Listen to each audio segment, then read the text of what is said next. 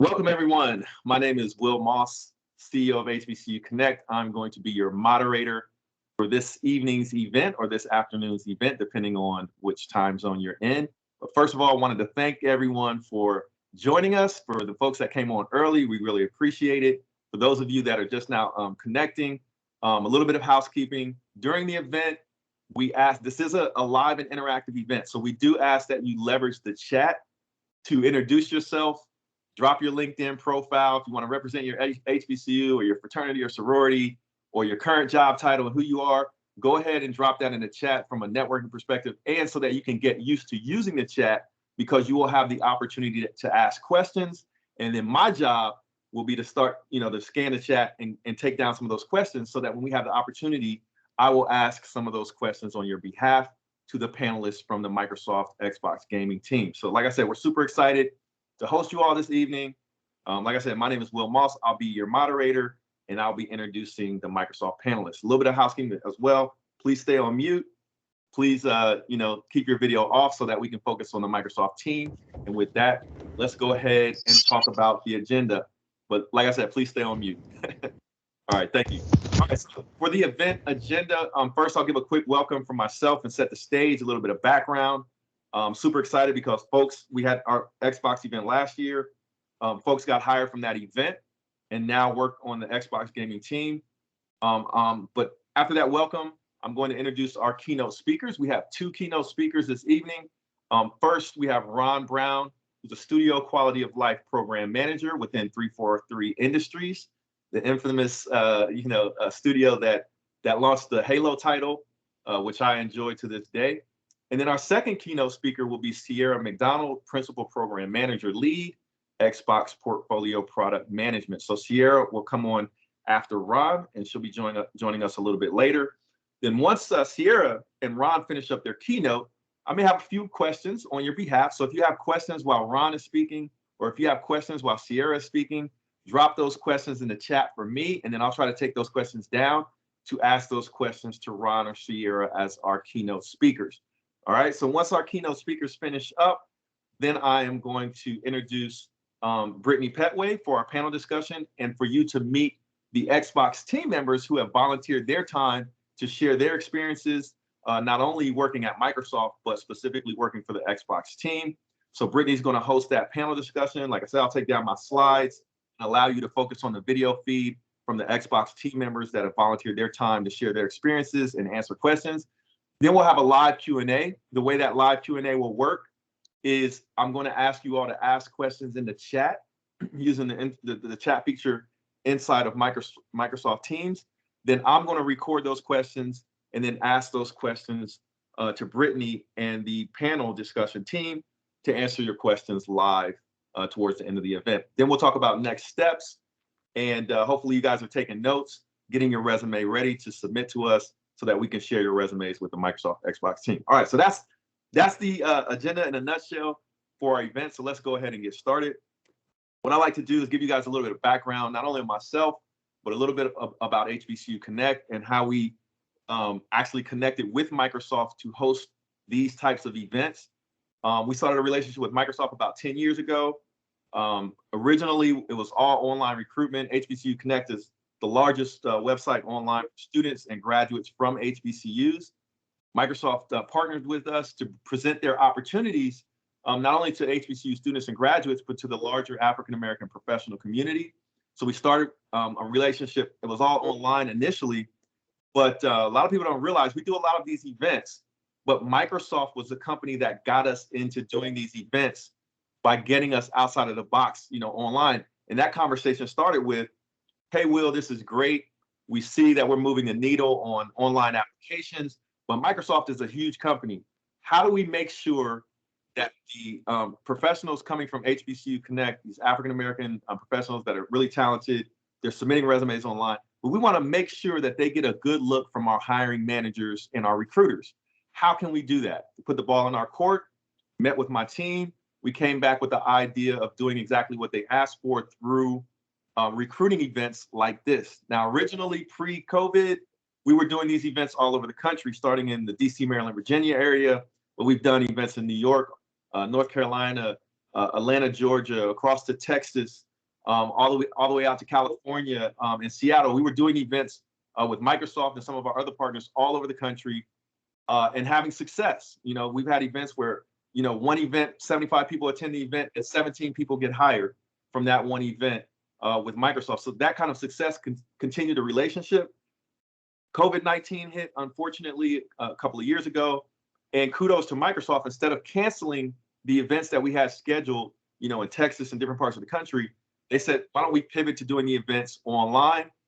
We agreed with that strategy, and we started to host these events online. And we went from doing maybe 6 to 8 events a year to doing 6 to 8 events per month now that we're virtual. And then the other benefit is that you all can be from in different parts of the country, attend these events, learn more, submit your resume, and have the opportunity to potentially land an interview and be hired from Microsoft. So the opportunity for you here tonight is that you are at the right place at the right time, right? This is an exclusive opportunity for you to meet some of the team members, for us to talk about issues related to diversity, for us to talk about a day in the life. What is it like as an African-American at Microsoft, especially in the gaming industry? We're here to have those conversations. We're here to learn and take advantage of this opportunity that could lead to you being hired. So that's my little pitch on you know, what this is all about, and you know, how HBCU Connect and Microsoft came together to do this.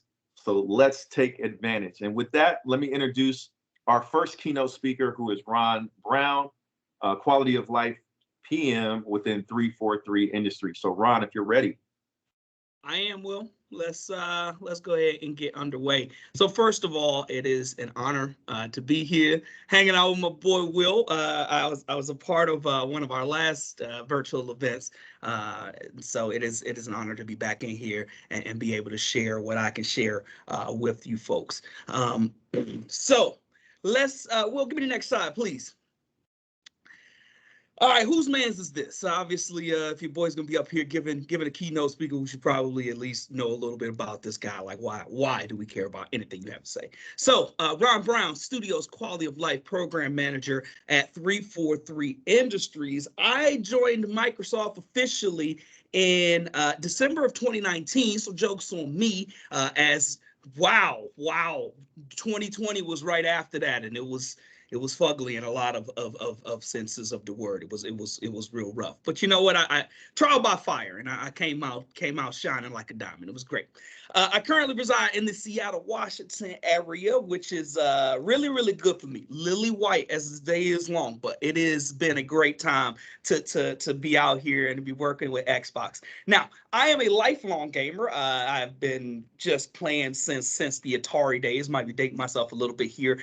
Favorite games: Final Fantasy VII, Persona 5, Skyrim, lots of hours of my life devoted to Skyrim, and Halo. Obviously, if I'm gonna be in 343, I gotta know how to wield the battle rifle. Looking at you, Will, I will never step on the battlefield with you. Fun facts: I own 250 different pop culture t-shirts. Rocking the garnet today, sporting for the black women. Is just coming off of Black History Month, going into Women's History Month. Sporting the garnet today for my Steven Universe fans, because we know garnet is black. And then I've made a complete trip around the world. You'll see exactly how I did all that in a little bit. I'll tell you. Give me the next slide, please. So, as Will stated, I do work for 343 Industries, which was founded in 2007 by one Bonnie Ross. It is responsible for the Halo video game series, which is near and dear to my heart because that's my baby, and I do get my matches in. The first games, I say games because there's a reason for that. The first game is obviously Combat Evolved, the very original Halo, but that was done by Bungie, and actually Halo was taken over by 343 in 2011. That first game that 343 was responsible for, Halo 4, our newest release. Halo Infinite coming out, that just dropped in December of 2021. I'm getting my hours in, baby. I'm sweating on the battlefield, and I'm sure some of y'all are also doing the same thing. It's a very large studio, around 800 people, including contractors, and I absolutely love what I do and love who I work with, because it's a studio that I can really say truly is dedicated to embracing diversity in both games and studio. They literally hired me to do that thing. And speaking of which, what they hired me to do, give me the next slide, please, sir.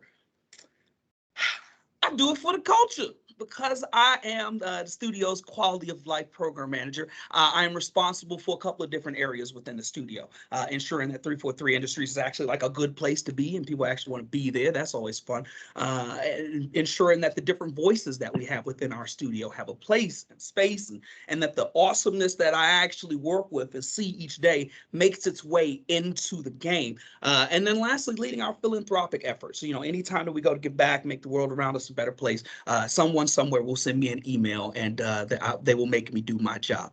Again, just a quick reminder, if you have your video on, just go ahead and kill that for us, because we're trying to make sure that everybody can have a good view of the speaker, this particular speaker. I'm sorry that this is the way that they set it up. But in connecting with teams inside our studio has also been a really big priority for our folks, and making sure that we can actually all work towards some of the goals that we have as far as inclusive culture is concerned. Give me the next slide, sir. All right, so let me give y'all a little context. We go back, yeah, I'm getting it. All right, let me give y'all a little bit of context here. So they actually, when they reached out for me to speak, I had no idea what I was going to talk about. I'm gonna be honest here. Your boy was just drawing a complete and total blank, and they were like, envisioning your path, and I'm like, I barely envision my path. Like I don't know, I'm winging it. But I figured, all right, look, you don't often get an example of what a path looks like. All I'm going to do is just talk about how I got from point A to point B.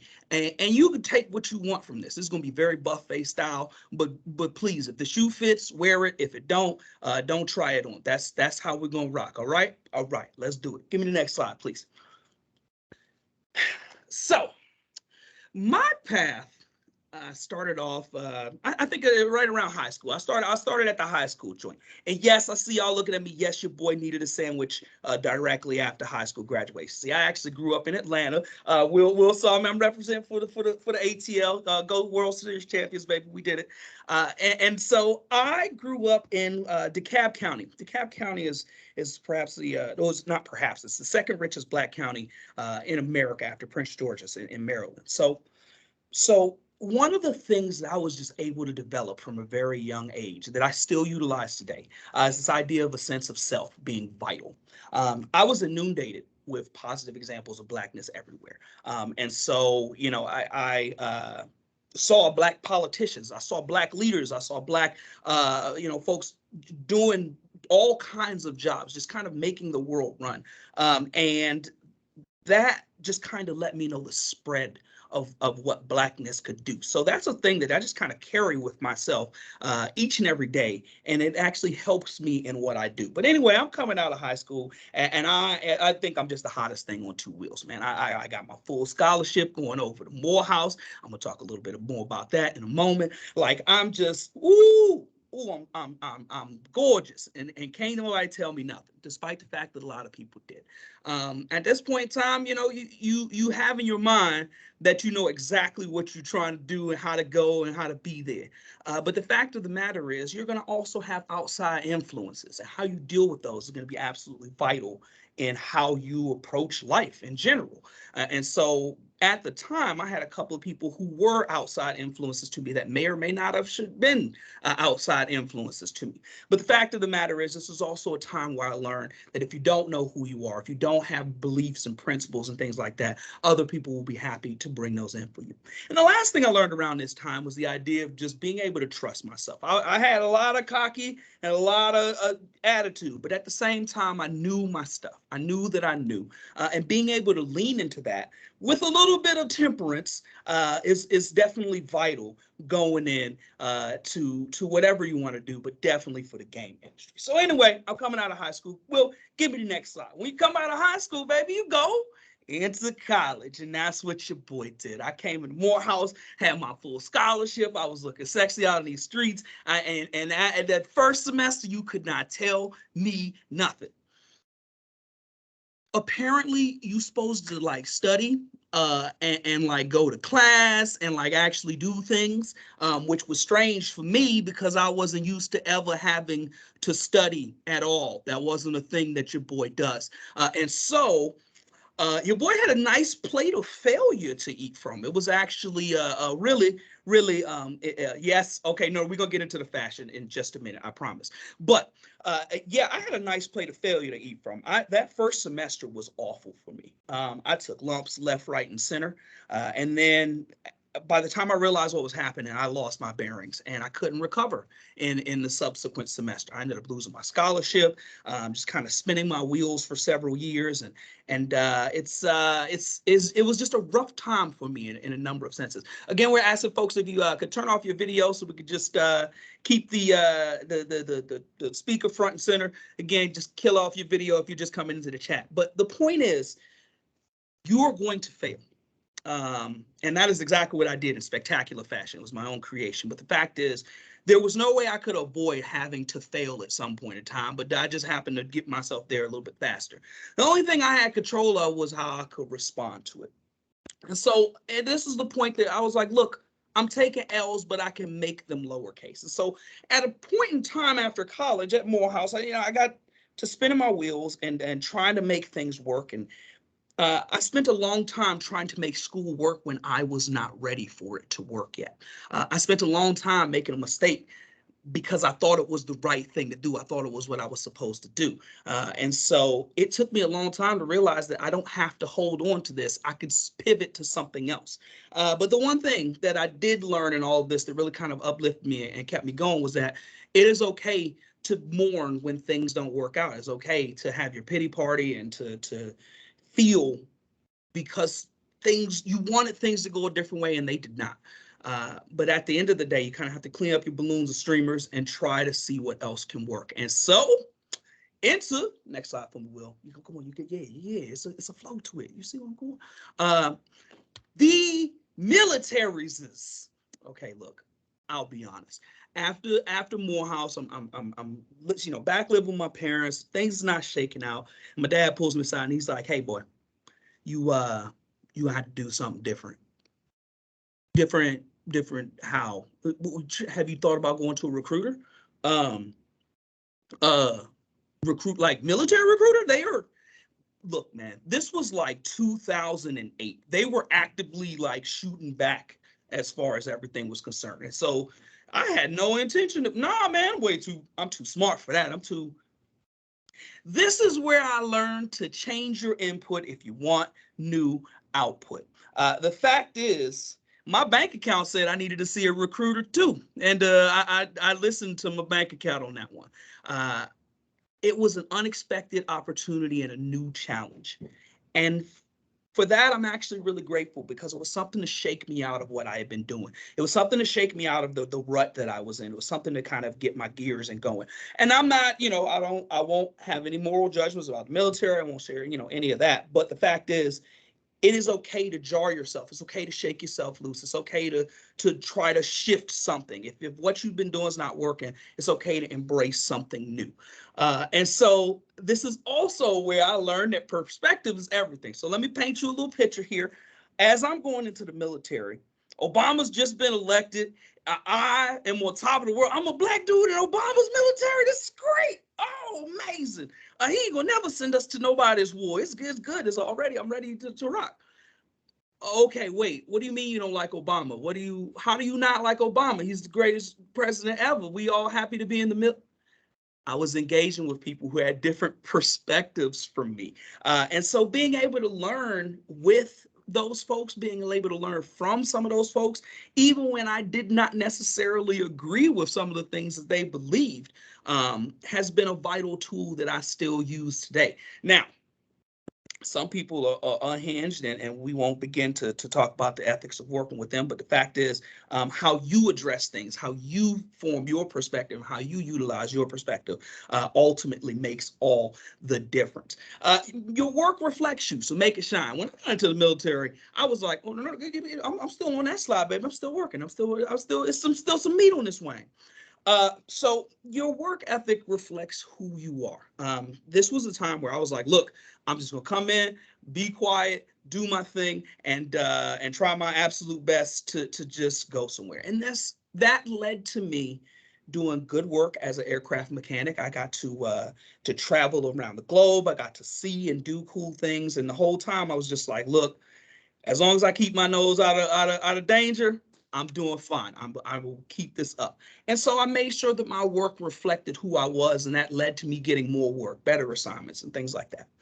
The last bonus lesson that I learned from the military, and this is just free, this is a bonus lesson, I got you. If shutting up is an option, it should always be strongly considered. This is just one of those things that I just really believe more people should know. And like, keynote aside, look, sometimes it is okay to just not necessarily say anything yet and just watch how it plays out. You don't always have to say anything. And this was big for me because I talk. I'm a mouthy little sucker, and being able to shut up sometimes is a very useful skill. I love it. Will, can you give me the next slide, please? All right, so I'm at the end of my 4-year enlistment, and I'm like, you know what? I'm a brand new man. I'm having a good time. I'm living my best life. But you know what? I got that monkey on my back of that degree that I was supposed to go get. He's been talking a lot of smack. Yes, he's over in the streets. He's been running his mouth. And me and that degree about to have it out. And so I actually elected to just kind of take the money and run to GI Bill. And I was actually stationed in New Jersey. So I was looking in New York for school. And so I got to do a little bit of stomping around New York in the Timberland boots and in the baggy jeans. I got to say, yo, son, what up, B? Headed out to a bodega to get a slice though, bro. I'm sure we got at least one New Yorker in the chat. I know it's absolutely, it has to be a thing. But the fact is, I went to Columbia University to finish off my degree. And there were a number of things that I learned in my time there. And this was where I really started to like control my own narrative instead of having life happening. Look at Brooklyn in the chat. Brooklyn, stand up, baby. That's what I'm talking about.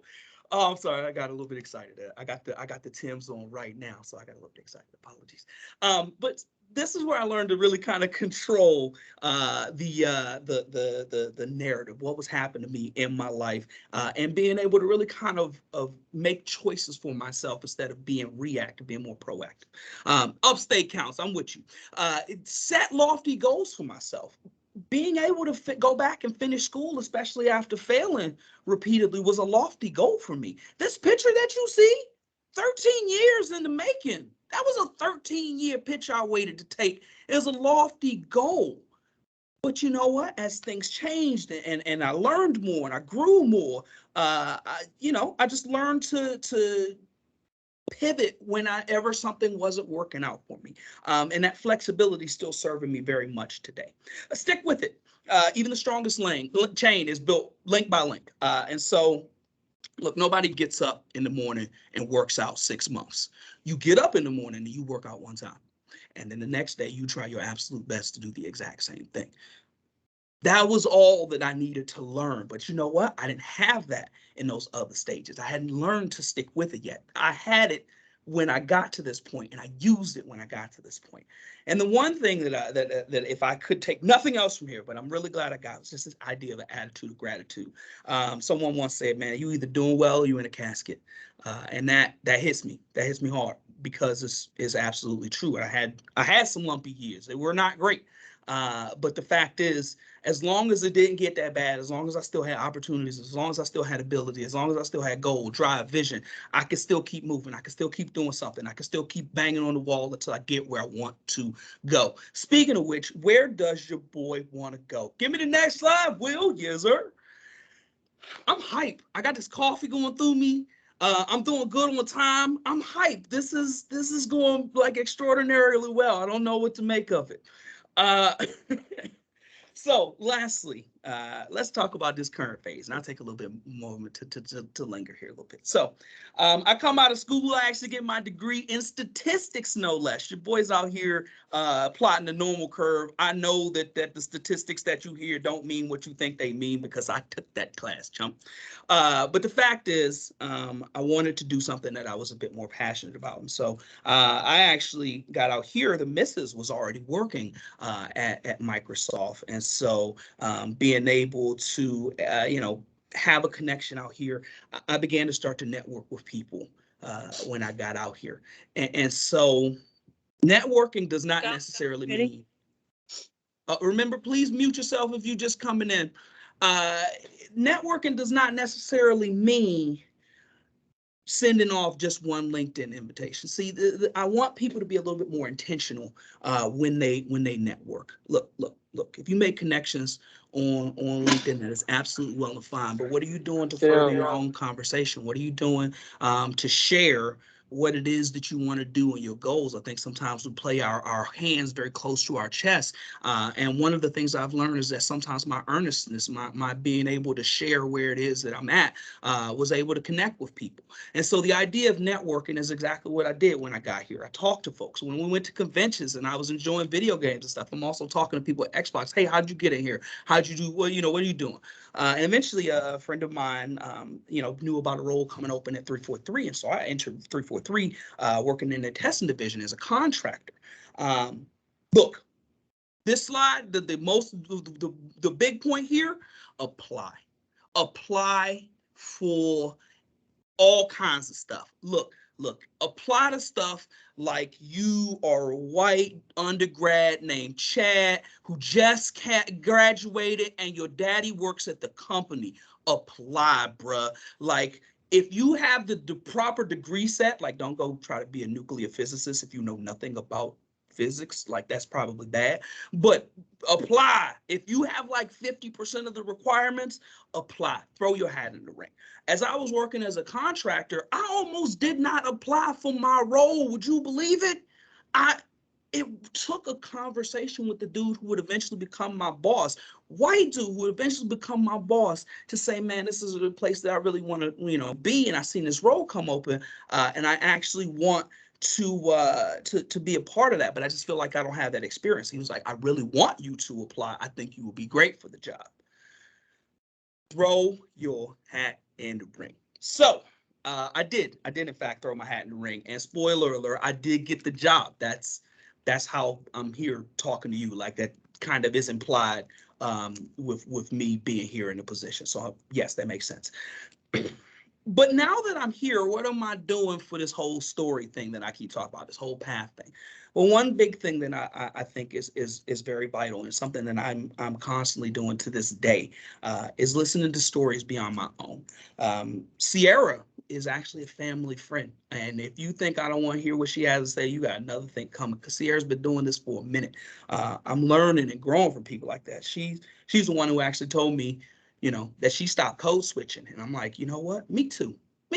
Why not? You pay for Ron Brown. And Ron Brown is a Southern boy who spent some time in New York and also got a little bit of West Coast feel. And he cracks jokes and he knows his stuff, but he's also going to be super kind to you. That's what you pay for. So I'm about to be it. Even in this picture here, that is one of my favorite pictures, is us with Blacks at 343. And in the back, you can see Pierre's old tall ass right underneath Master Chief. But Pierre has been a great mentor for me. So just the idea of listening to Pierre and his story and how he did what he did, so that I could live a lot more vivaciously and a lot more in color, has been something that has been a great honor for me as I've been on my path to Xbox. So give me the next slide, Will. I'm gonna go ahead and land this bird. I see the time ticking away. Why does this matter, old man? You done reminisce, you done went on down memory lane, and you done skipped and twirled. Why do we care? Why? I'm trying to get this job, Playboy. What does this mean for me?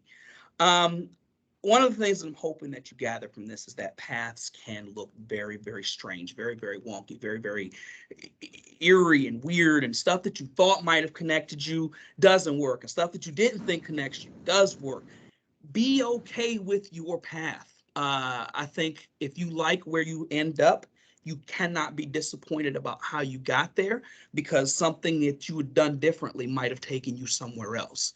At the end of the day, forming your path requires that you stick with it, that you really lean into what it is that you're trying to do and what it is that you're trying to be. And so while I could talk about nuances of you got to do this, you got to check this box, you got to do that, at the end of the day, I think my biggest encouragement to you would be to just keep at it, stay in the ring, stay in it, keep going.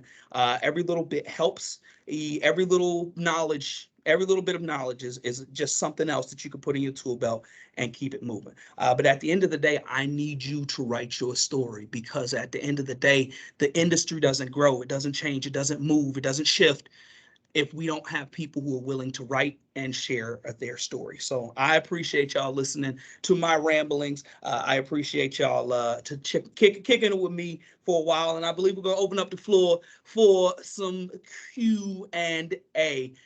Much appreciation. I see the applause in the chat. I appreciate y'all for listening to me. Yeah, definitely, folks. Use that reaction feature. I don't know if you guys have seen some of us using the reaction feature. So, Ron, if you got questions for Ron, I want to do this 2 ways just so we stay on time. One, drop those questions in the chat, and I'll ask a couple of those questions to Ron just to get those in now. But Ron, are you going to be with us throughout the evening? Whole time. Ask all kinds of ridiculous questions. How would I describe I see one right now. Look at this. There you go. Man, you talking? I'm about to answer these questions, Will. I got things to do. How would I describe my work environment? I love working at 343, and I will admit that, like, I know it's not absolutely perfect. I know it's not, I know there are things that we're working on. I know that there are things that the Xbox is working on. But I often say, look, wherever you go, you're going to have challenges. Wherever you go, you're going to have some issues. Wherever you go, you're going to have some hurdle to jump over. And I find that the hurdles in Microsoft are a lot easier to surmount than some of the other ones that I've had in my life. And so I would describe my work environment as a very positive one that people actually care, and one that people who want to grow and know more about the folks who work around them, and being willing to listen is key for a lot of folks here. Let's see. I see favorite Halo game. Currently, I'm actually really enjoying Infinite. It used to be 5. I like the mobile feel of 5, but Infinite rewards you for going around the map and grabbing a bunch of stuff. And so I will roll. I never fight fair in Halo Infinite. I'm rolling up with something nice. Like, you got your standard weapons. That's cute. I went to 2 miles away and I made a deal with a dude. I got a shotgun and 2 rockets, and we finna have this particular battle. So no, I don't fight fair in Halo Infinite, and that's why it is my favorite game. I like cheating. No, but for the second time, Ron, I'm going to ask our candidates to continue. If you have questions specifically for Ron, continue to ask those questions in the chat, and then Ron, I'll ask you to answer those questions in the chat while I introduce Sierra. And then after our panel discussion, we're going to have a live Q&A. So that Q&A can include not only Ron and Sierra.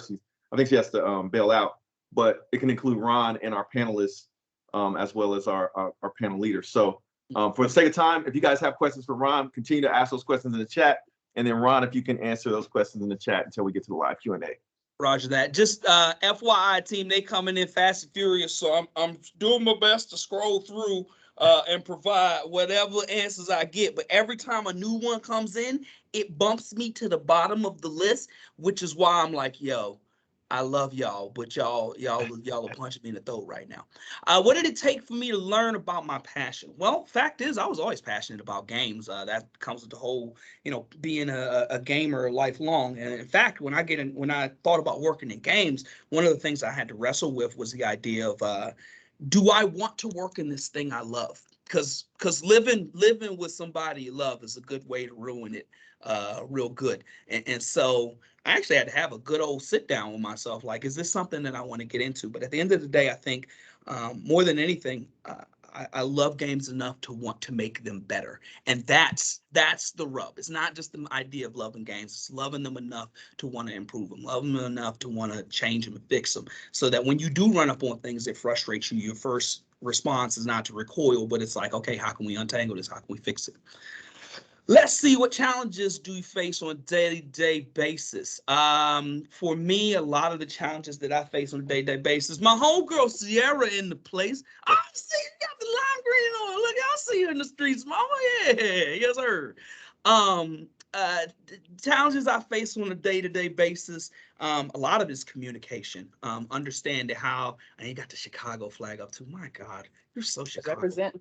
It hurts. So Chi-Town, it hurts. I joined late, but I heard you doing a lot of that talk. Like, Ron is like this all the time, y'all, by the way. He is extra. I promise you I'm not. I go home sometimes and I just be chilling on the couch. I am actually, and this drives people nuts, I am very introverted. Okay, extremely. This is exhausting. I'm going to go home. I'm going to destroy a pizza, and I'm not going to talk to anybody for the next 12 hours. So Yeah. You come in and interrupting. I'm answering questions in the streets. He told you to take it to chat.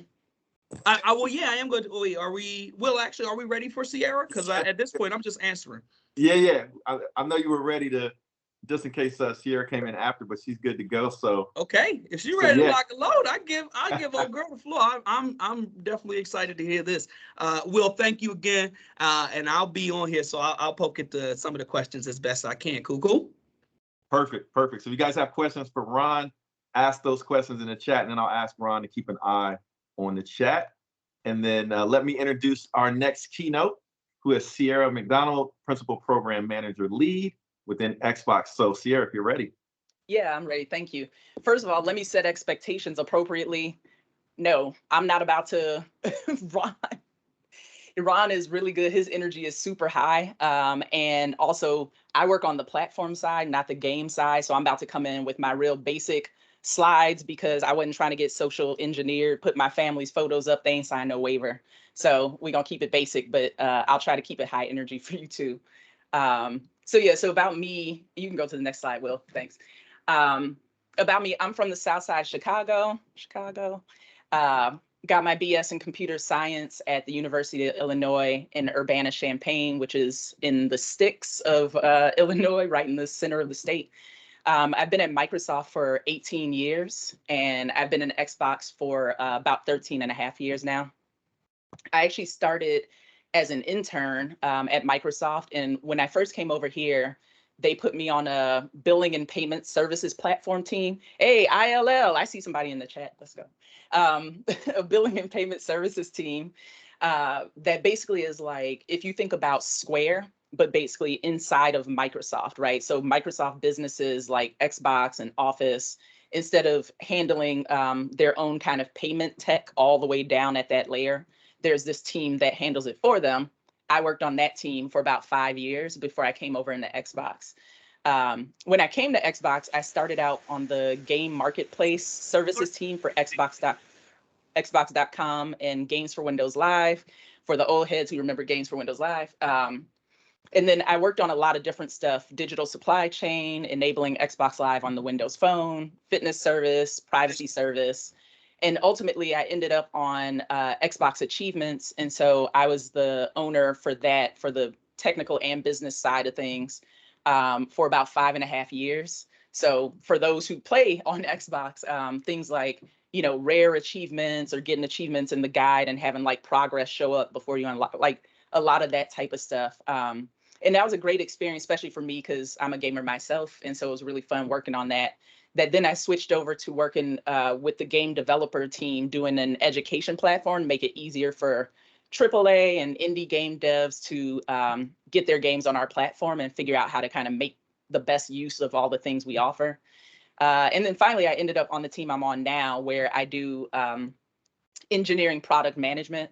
So my team does a variety of things, but one of the things that I did that maybe will be noticeable to others is when we launched the Xbox Series XS consoles in 2020, one of the things that we did is something called Smart Delivery, which is part of our cross-generation gaming strategy. And so I'm the person who is driving all of that, like figuring out what is it that we're going to do? How do we make it so that this time around, we don't make everybody start from scratch like traditionally happens every time there's a new console. So like I said, I'm from the platform side, not working on games. One last thing I'll throw out there too is that, like I said, I've been in Xbox a while. And so a few years back, like 2015, I founded a group called Blacks at Xbox. I don't know if Ron had mentioned it. That's what my pen is. But that's for the Xbox folks or Black folks on Xbox, just so we can kind of congregate and find each other through all our work business. So enough about that. Let's talk about the front door. So the title of this thing is called Use the Side Window, because I think and speak in metaphors a lot. And one of the things that I found myself saying a lot is this idea of a side window. And for that to make sense, you first got to know what the front door is. So the front door is like, and I'm going to be real blunt too. So apologies in advance if it feels like I'm talking about you. I might be, but like, I don't mean it meanly. But basically, the front door is like people who want to get into the industry, the game industry, tend to do kind of similar-ish thing or come in the same way, right? Like I want to do game design. I've got a brilliant game idea. I'm going to go into game testing because like I love playing games and I know so much about games. Like I play all the time. I can tell you all this historical information. Nobody loves games more than me. The problem, well, there's a couple problems with that. Like one is it's too crowded. It's competitive. It's a lot of people all piling up at that front door with the same energy and in the same kind of talking points. But also because it's an industry about making games and creating fun. So a lot of people want to come into it. So it's just hella competitive. The other thing is that people are too similar. Their interests are similar. The way they kind of present themselves or talk about stuff is very similar. And so if you imagine yourself standing in that door looking out at the crowd, that then, to extend the metaphor, that like then it's just kind of a bunch of people. And so how are those people standing out or like making it clear who they are or where they're trying to get into the industry versus just trying to get in on GP, right? The other thing is people be trying to be Oprah overnight. You know, it's like you have an idea of what you want to do in gaming. And then it's like, I'm trying to get there right now. Like, I need you to get me there. I want to get in the industry and be in my final spot immediately. And nothing works like that, really. And you don't need to. You don't need to accomplish everything in one fell swoop. Success happens step by step. And so the first step is get into the industry. And then from there, you'll learn more. You'll network, like Ron was talking about. You'll build certain skills faster, all that good stuff. And the last thing is people be too self-focused. Like, I personally believe that all people are self-interested at the end of the day. It's just human nature.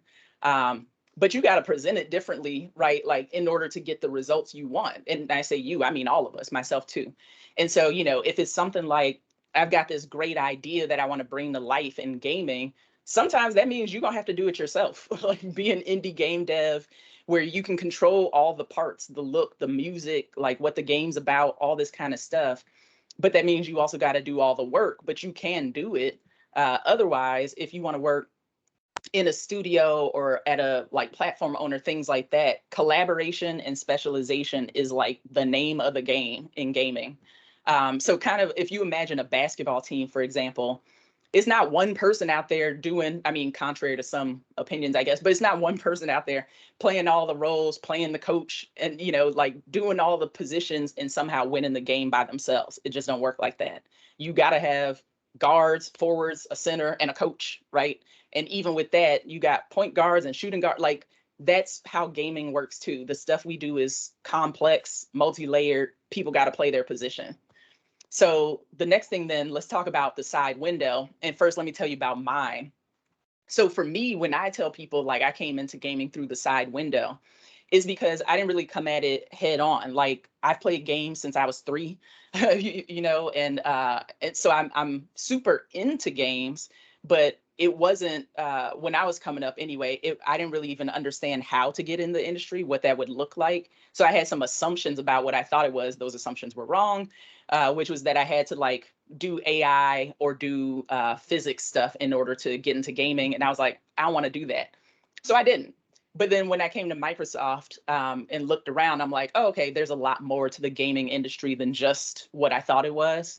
And so then I found my path, right, which was that I had worked at this billing services, you know, platform team for many years.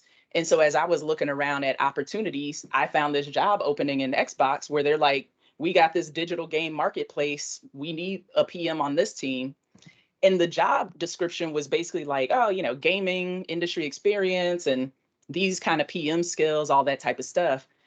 But I was like, I mean, that's cool. And you didn't say this, but I worked on a commerce platform. You doing commerce stuff. I think you're going to need my help or benefit from my help, right? And so that's why I say I came in through the side window, because who's out here thinking about getting into gaming like, oh yeah, I'm gonna go get a couple years experience doing, you know, financial systems work so that then I can get into gaming. And not that people got to do that specific thing, but it's like finding your own particular experiences, because gaming is huge. There's a lot to it. It's more than just what people at the front door be thinking about, like just game design or like I must do this one particular thing. And so the other thing I'd call out there too is having tactical empathy, as I like to say it, which is like, it's kind of a David and Goliath situation. Like I'm David trying to get this job. This is Goliath. They already inside doing whatever. But like, if I empathize with them a bit and put myself in their shoes, what do they need? What are they trying to do? If there's an opening on somebody's team, they not thinking about me one way or the other. They don't know me. They're thinking about like, we got a bunch of work or we got a bunch of plans and like, we need some people to come and help out with this stuff. And so the more you can put yourself in their shoes and try to understand like what it is they do or what they may need, the better you'll be able to kind of align yourself to their needs, right? So then the last thing I'll say is then thinking about kind of your side window, like how do you get into the industry? There's 4 things I think to that I would say. One is know thyself, know the industry, stay ready so you don't have to get ready, right? So like know thyself is basically be honest, be super real with your own self about what are your current today, not ambitions, like current today, practical hands-on skill set and experiences and stuff that you know how to do. So not just stuff that you know conceptually or things that you've learned, knowledge you may have, but like stuff that you can actually flex in real life and demonstrate something. And then looking at that and thinking about like how your understanding of the industry, how it might or might not fit, like actually fit, not that thing where you kind of reverse engineer it like, oh, I'm good at this. Let me shoehorn a reason why they need me. Like, no, what do they need for real?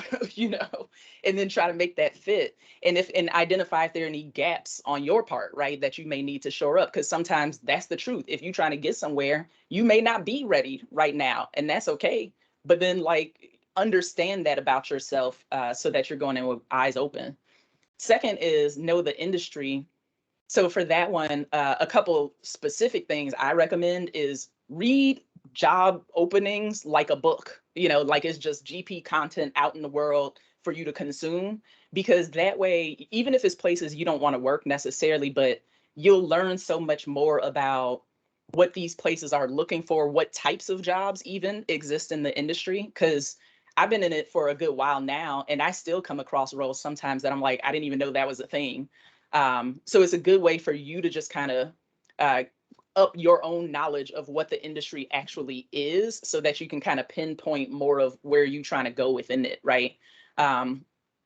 Then consuming different like blogs, forums, YouTube videos, whatever from game devs. So listen to active professionals in the industry or, indie folks, they're professionals too.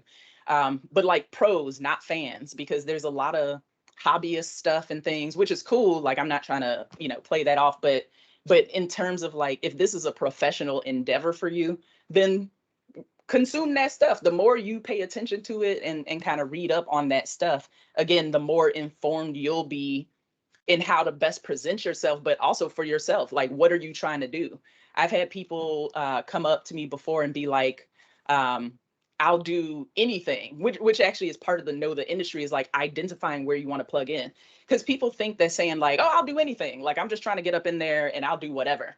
Super unhelpful. Like, that is not helpful at all because I don't know you. And so I don't know where you can be helpful. And so you're just basically saying like, there's more work for somebody to figure out who you are, what your things are, and how to plug you in. And you'll just do so much better if you show up knowing yourself and present and telling somebody like, this is what I know how to do. Ask me, I can prove it, and I can help your team, I think, like in these ways, right?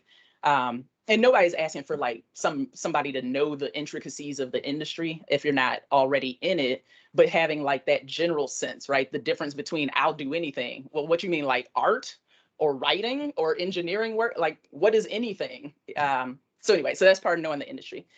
The stay ready part. So that one is like, cool. So if you know yourself, you know the industry, practice your craft, whatever your craft is, but just get some hands-on experience. And like that one, I can't say enough. And that's not even like go make a game or do something specific in gaming, but whatever your thing is, have like a demonstrable example of your skill set, right? So it's not just words on paper. Because again, if you think about it, all those people at the front door, they can talk the talk too, and show all the excitement they have for something or whatever. But you want to be that person that has something that either you can point to or the person who is looking to hire somebody can point to and be like, oh snap, actually, like I see what you did. And even if it's not apples to apples, the fact that you were able to do that makes me more comfortable that I could have you on my team and you can hit the ground running and be able to grow with us. Because again, at the end of the day, they care about themselves and trying to do what they trying to do.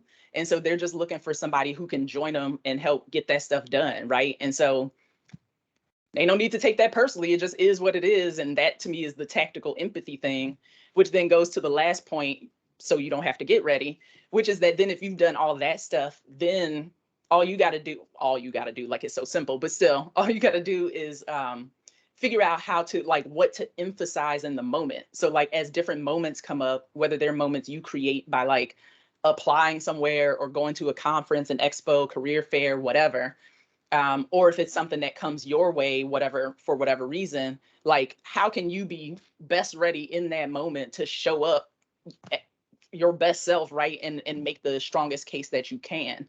And so then it's more like, okay, I understand my own skill set and experiences. And so how do I tweak it a little bit just in this moment so I can emphasize whatever I think is going to land best with this person or this company, right? That tactical empathy piece. So that then hopefully I can make the best impression and get through that window. So like, for example, where I started with the billing platform thing, if I had, instead of going to Xbox, if I went to somewhere like Unity and had applied to that or something, you know, they probably don't care about my billing experience. Well, they might. I think they have billing stuff too.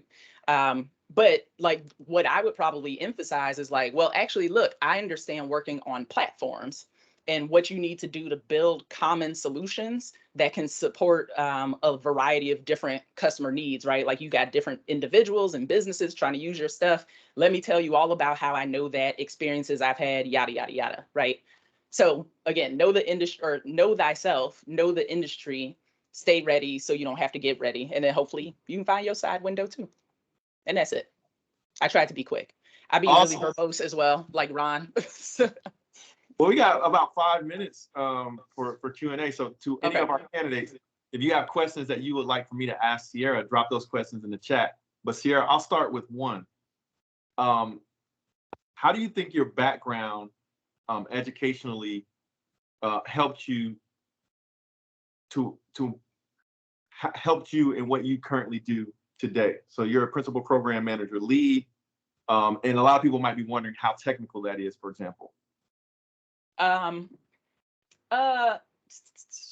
It has helped me for sure. So like my engineering background, like if that's the question, yes. It has helped me, but I mean, it also depends on where you direct your career, right? Like for me, I don't think of my career as a destination. Like there's not any one specific place I'm gonna get to and be like doing the Rocky thing, like I made it. For me, it's just a directional. And so that way I tell my mentees all the time, I'm like, keep your knees bent, you know, like be able to kind of go whichever way the opportunity comes, or, you know, that you decide you want to go based on new information. And so with that, like for myself, the role I'm in now is a lot more strategic, and like my day-to-day work isn't actually, none of my work is me sort of hands-on on the code or really in the nuts and bolts of the, you know, technical stuff. But because I have an engineering background, like then I feel like my depth of knowledge and engagement with the stuff I do is a different flavor than if somebody else from like a business background was doing it, right? Because there's stuff that I still go deep enough to understand and sort of know what's going on with the technical stuff, even if I'm not the one to go execute it. But part of that is, yes, my background. And part of it is because I like computers and engineering and stuff. And so even as my career goals have shifted and things like that, like I still like that stuff. And so for me, it's both fun, but then also kind of I think of it as like my own skill tree, right? I told y'all metaphors for everything. But like, you know, and so it's like, if I'm leveling up my character through my career here or whatever, like that's where I choose to put my skill points in certain directions. But not everybody has to get to the same place or similar places, right? And so that's just kind of part of the thing you discover as you go. Quick question. I know you have to jump off, right? But my question is, what are some of the roles that you've had from the time you were an intern to now your current role? What are some of the different roles you've held? So I started as in a role that was called SDET, which was basically like a developer mixed with test. So we wrote a lot of code, but it wasn't the feature code, which I liked because then I felt like people wouldn't be bothering me as much telling me what to do because it's like, this ain't the stuff that's shipping anyway. So like, get out of here. And so I switched from that to program management after about 2.5 years, maybe something like that. Just because for me, it was a better fit, or my personality and like work style and communication style, I think was a good natural fit for program management. And then also like, this is a recording, ain't it? I shouldn't say it like, but no, like I like to have influence. I'll put it that way. I like to have influence. And I like autonomy. And so for me, it was like being a PM allowed me to be closer to the tip of the spear, as they say, right? To kind of, what is it we're going to do? Where are we going? What direction are we going in? All that kind of stuff. So I switched long time ago for that. And then all my roles then have been in program management, like leaning more toward the product management side of things, but again, from an engineering perspective, not like marketing. Yeah, and so most of my career in Xbox has been in the technical details, like doing the Scrum Master thing, like all that kind of stuff for sure, because I was doing feature development work basically over in Xbox Live.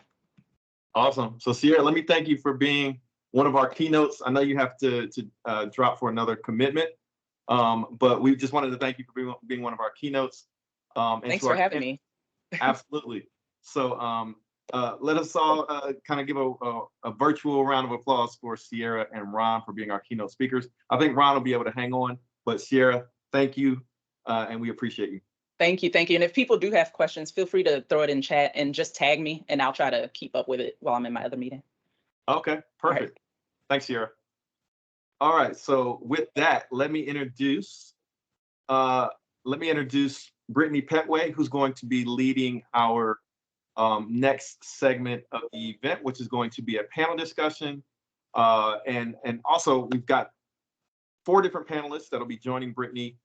So I'm sure Britney will introduce the different panelists and ask some questions of our panelists. And then what I'm going to do for our candidates, if you guys have questions as we go, I'm going to take down some of those questions so that once the panel discussion is over, I'll be able to ask some of those questions in a live Q&A format. But with that, let me introduce Britney Pettway, Senior Talent Pipeline Program Manager, Mojang Studios. So Britney, if you're ready. I am. Thanks, Will. So as Will mentioned, I am Britney Pettway. I'm a senior recruiting program manager at Mojang Studios, aka the makers of Minecraft, aka the best-selling video game of all time. I am here with 4 of my Xbox colleagues, and I'm excited to have them talk to you all about their transition from the yard to gaming. So they're going to talk to you guys about their experience coming to this event, getting hired in the Xbox, and give you some tips and tricks about hopefully how your interviews will go to bring you into Xbox. So I will start by asking our panelists to introduce themselves and their roles at Xbox, starting with Timothy. Oh, well, not me. All right, I wasn't expecting that, but I love that. My name is Timothy Halojade, and I work with Mojang Studio, same as Britney. I'm also a technical program manager right now. I work on the data engineering, data sciences team. We work with data analytics a lot. Oh yeah, that's it. Awesome. Corey? Hi, everyone. I'm Corey Rogers. I work on the Xbox Games Reliability Engineering team and certification team. I came here from Jackson State, Sonic Boom of the South. Represent. Hector? Hi, my name is Hector Llanos. I work on the automation services team as a Suite 2 engineer. And yeah. Cool. And last but definitely not least, Helen. Do we have Helen still? I think she might be joining us from another meeting, but we will get her caught up when she's able to join. So we'll jump right into the questions. So to all the panelists, can you tell me about your undergraduate experience? Why did you choose to attend the school that you did? And we'll start with Corey. Yeah, sure thing. Thank you. So The major reason I decided to go to Jackson State, I was living in Mississippi. I went to a magnet school that we had there called MSMS. When my 11th grade year, I toured a bunch of colleges. Essentially wanted to go somewhere where it was away from family, away from like some of the people that I had gone to school with, because I was like, I want to see like a bunch of new people. So eventually landed at JSU. And the thing that really sealed it for me was the head of the honors program there, Dr. Maria Harvey. She's unfortunately no longer with us, but I'll never forget her calling me at like 11 o'clock at night one day saying, Corey, you have to get in your application. You have to submit all these things. And me saying, it's like, oh, okay, I'm sorry. I didn't know. And she's like, yeah, you have to be more on time for these things, or otherwise you'll never get in next month. And I was like, oh, I'm 11th grade, Dr. Harvey. I'll be there next year. She's like, oh, and you have plenty of time to get your application in. Thank you. So that's my JSU story. Awesome. I see that Helen was able to join us. If you want to turn on your camera and introduce yourself briefly and the role that you do at Xbox.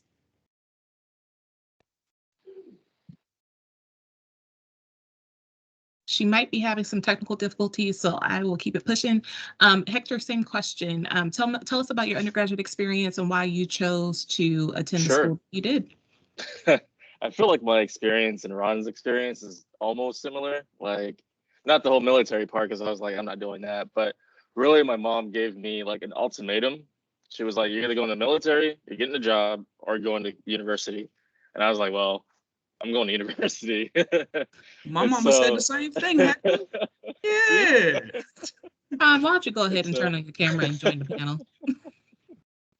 And so I went to high school in Southwood, and my neighbor actually went to CAU. And so I didn't know anything about HBCUs or anything. And so I asked her about college, and so she helped me with the whole application, the process, and that's how I landed at CAU. And then, but I don't want to go too far ahead in your questions, but I left after 09. Okay, cool. Timothy, same question. You're on mute, Timothy.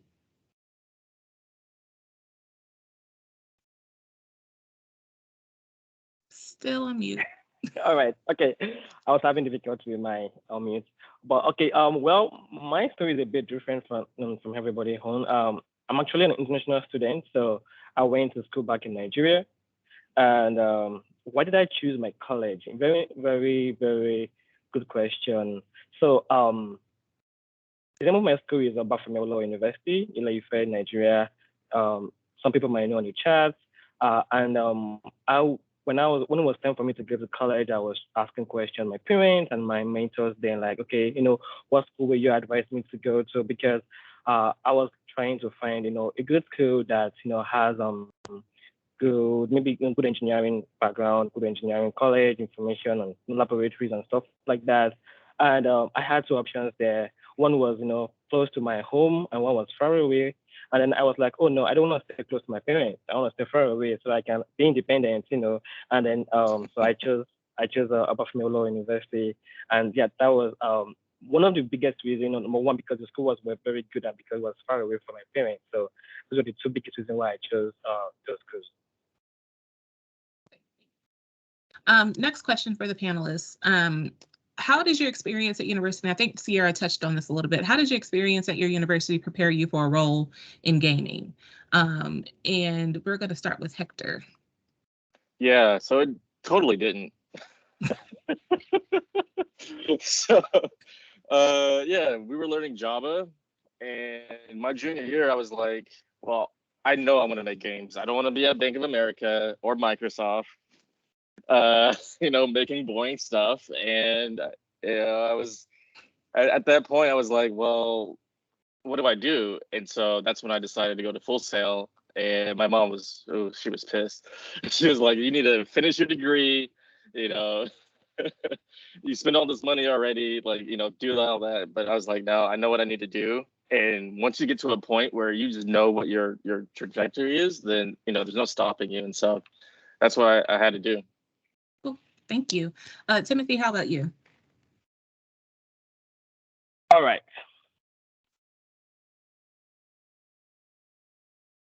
Okay, all right. I'm gonna keep myself on mute outro because I'm having difficulty with that. All right, so well, back in my grad school, so I came here for my grad school. So I went to Georgia Southern University in Statesboro, and then during my program, I was a graduate student on assistantship in an Envision studio. And during the studio, while I was there, we had Xbox game, we had different types of game, and I had a chance like play game, teach game development to a couple students and professors alike. So that grew my interest in gaming. I saw how students get motivated, playing games. I'm also a gamer myself too, but I mean, being able to actually interact with people more playing the game. I see how modes change, students complaining, oh, I'm tired, and they come to the studio and then we play game together and everything changes. And I see students where we have different activities of about games. And I see how all of that, kind of transition from just not just being a gamer, but also seeing the way it affects, different types of life. I'm able to like have different discussion on different levels or over playing the games with people. So I'm like, okay, this would be fun if if I actually like have a career into something I'm doing and something I can actually create a profession in. And that's how I started having interest in gaming. And Xbox became like, okay, that was my first time actually seeing Xbox, because from Africa, PS was more common than Xbox. So I'm like, okay, maybe I will try something in this industry. And that was my, the beginning of my interest in the gaming industry. And oh yeah, and then I fed it more, I learned more about it, and yeah, I am today. Perfect. And Corey. So it's actually funny. Hector, you and I had like the same path, but kind of flipped around backwards. When I went to JSU, my plan was like, all right, I'm going to go into computer science because they make the most money, and I'm going to work for Microsoft on, I don't know, Excel or something. But then like I got there and like I got a crew, and it was the first time in my life that I had like, people had like similar interests to me, and also, like looked like me as well. And I knew it was what I want to do when like one of my friends came to me and was like, hey man, have you heard about this anime called Dragon Ball Z? It's on fire. And I was like, I love Dragon Ball Z. And like, started hanging out with them, and they were super into games, and they're like, yeah, we want to make games. And we had like all these different books on studying how to do it. And that was really the first time in my life where I thought, I can do this. I can make games. Like it's not some far off thing that like, these magical programmers are able to do. I'm a programmer now. I can do this. So I got all of my passion from JSU and from the people that are there. Unfortunately, I did not get the focused skill set for game development. Like I got my computer science degree. I got it in 3 years. And I was like, well, technically I got kind of another year before I'm finished with college. So I packed off and went to Full Sail for a year and just got a second bachelor's degree. But that one with a little bit more focus on like actual like game development and game production, mostly just for the experience, but also because putting two BSs on the resume, it looks nice too. Gotcha. Ron, I think you touched a little bit about this earlier, but did you want to jump in on this question? One of the things I appreciate, particularly about people who come from HBCUs, is that there is a level of grit that an HBCU will build in you. Until you've had to work with an HBCU finance office, you don't know patience until you've had to go into the finance office day after day after day after day. Is my money right? And yeah, so when I get people here who run into rough situations, but sometimes they fold like crappy poker hands. And meanwhile, candidates that have a little bit more grit to them, yeah, they weather the storm a little bit better. So yeah, that's where I sit on that one. Gotcha. Thank you for that. So question to everyone, how do you maintain your skill set? What do you do to ensure continued growth and make yourself marketable in this industry? And so we'll start with Corey. Well, I would say probably the best thing that I do for that is actually just sort of like the process of code reviewing actually is where a lot of sort of my up-to-date sort of skilling comes from, which is just basically just putting your code in front of your peers on your team and saying, it's like, hey, does this look right? And they'll come in with things it's like, oh, this looks okay, but there's this other technique about it that, I don't know if you know about, but you can do this. And then working at Microsoft, especially, this is actually my second round at Microsoft, but when I first came through Microsoft about, I think 6 years ago or so, when we first started like embracing a little bit more pulling in open source software, you would start getting these things like, okay, well, we could do this solution, but here's this new library, this new technology that actually comes in and like, again, through just the process of natural software development and collaboration with people, you just start learning new things and getting things shaped. And since it is like on the project, on the job right there, it is always a useful skill set to have. It's not something theoretical. It's something real right there that you can just do. Cool. Hector? So yeah, I was thinking about this actually right now, and I had one answer that I was gonna say about repetition is retention, because my teacher always told me that, like, keep doing what you don't know until you actually get it. But I also have to say the code review one, because if you can't talk about code, and this is for all my software engineers, if you can't talk about the code, then you shouldn't be committing it in the first place. And so it took me a long time as a junior programmer to understand that. Instead of just like being reactionary to code, is actually understanding what the problem set is, and then like, putting that to actual code, because writing it is easy. It's about the logic and understanding, which is a whole, that's where you get to the senior part. So yeah. Perfect. Timothy? Oh, well, for maintaining skill set, I think it's all about being intentional, knowing. So for me, right, so I think I'm very intentional right from my day one. I try to have a career plan of what I want to be, and then I always have these discussions with my manager, and then I look for the gaps in my current skill sets, and then I try to find ways to fill them up. As a technical program manager, one of the biggest things is being able to gather requirements from customers, being able to also like help them take away any blockages from current software engineers. So what I look at is, okay, where are my customers located? What are the biggest things that is like a pain point to them? Okay, what can I do to better myself so that I can gather the requirements? I can think ahead for them. Also, I think about my current data engineers and software engineers today. So where do we collaborate on? What are the tools we use? How can I improve my skill sets in those areas so that I can actually help them, focus on the product while I take away all of other part of the job. So that's what I do mostly. And one thing I also know is Microsoft really helps encourages that. Today, when I joined Microsoft, within the first 3 months, I asked for a training. It was fully paid, and then I went for the training. I got those skill sets so that I can actually perform better on the job. So I think basically for me, just being intentional about what I want, and then I go all out for it, and with the help of my company, my managers, all of that. Yeah. Okay, cool. So this question is not one of the questions that I sent to you guys last week, but I have seen it a couple of times in the chat. So I'm going to throw you guys with a curveball here. And I would like Ron to answer first. What is the role of mentoring in Xbox? And I lost the question, but the question was centered around mentoring and the role that it plays at Xbox. For me, mentoring, the biggest use of mentoring that I have is career trajectory. I don't know what I don't know. And so it's very, very helpful to talk to people who have been able to make those steps and find out just kind of what things that they approached. And sure, I might see none of these things or might see a completely different set of things.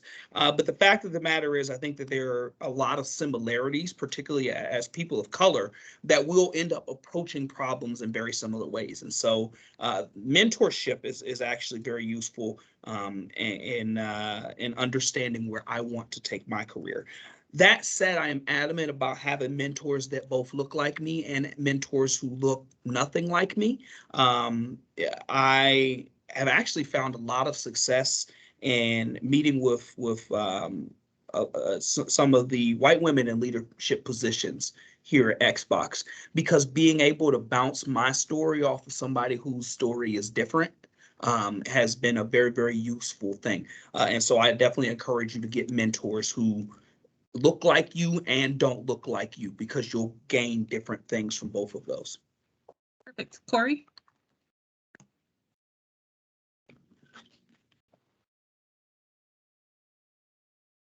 Just mute it. I'm Super loud muted. and wrong.